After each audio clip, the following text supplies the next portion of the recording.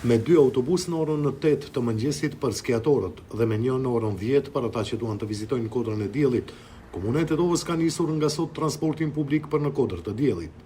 Rruga për në Kodër të Diellit është e pastruar, thot vozitësja e autobusit, dhe nuk ka vështirësi kalimi.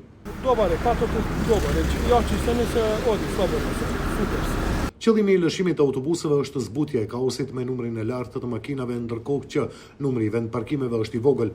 Ndërmarrja për transport publik ka shprehur gatishmëri të lëshimit të autobuseve për Kodrën e Diellit edhe brenda javës. Interesimi është i madh dhe ne jemi të gatshëm ta shtojmë edhe kapacitetin e autobusëve në qoftë se ditëve në vijim do të ketë interesim edhe më të madh të qytetarëve.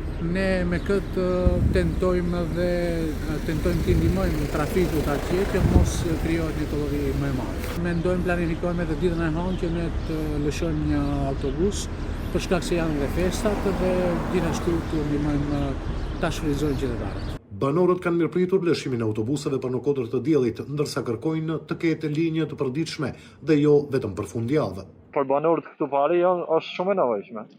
Edhe unë mendoj që patjetër është mirë me kom transporti publik, edhe ditëve tjera.